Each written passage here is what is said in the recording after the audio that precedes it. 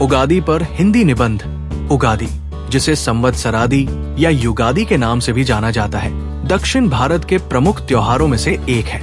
ये पर्व मुख्य रूप से आंध्र प्रदेश, तेलंगाना और कर्नाटक में नववर्ष के रूप में बड़े हर्षोल्लास के साथ मनाया जाता है। हिंदू पंचांग के अनुसार उगादी चैत्र मास के शुक्ल पक्ष की प्रतिपदा को पड़ता है, जो आमतौर पर ग्रेगोरियन कैलेंडर के मार्च या अप्रैल महीने में आता है।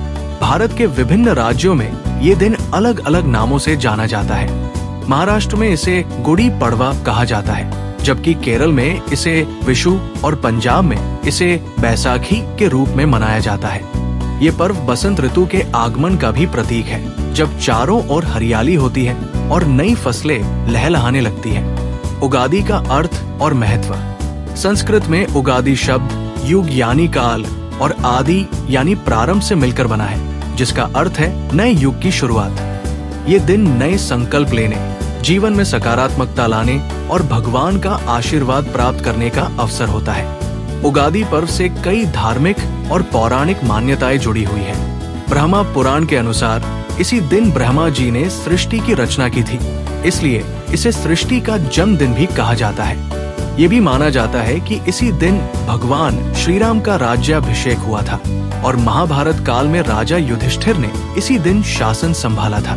इसके अलावा इतिहास में ये दिन इसलिए भी महत्वपूर्ण है क्योंकि सम्राट विक्रमादित्य ने इसी दिन शकों पर विजय प्राप्त की थी और इस उपलक्ष्य में ये उत्सव मनाया जाता है। कुछ मान्यताओं के अनुसार भगवान विष्णु ने भी इसी दिन मत्स्य अवतार धारण कर पृथ्वी की रक्षा की थी।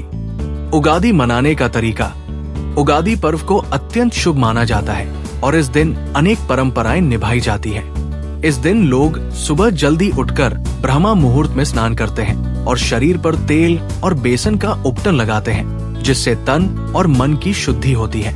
इसके बाद घर की साफ सफाई की जाती है और आम के पत्तों की तोरण से द्वार को सजाया जाता है, जिसे समृद्धि और शुभता का प्रतीक माना जाता है। घरों के बाहर रंगोली बनाई जाती है और हल्दी कुमकुम से स्वस्तिक का चिन्ह अंकित किया जाता है, जिससे सकारात्मक ऊर्जा का संचार होता है।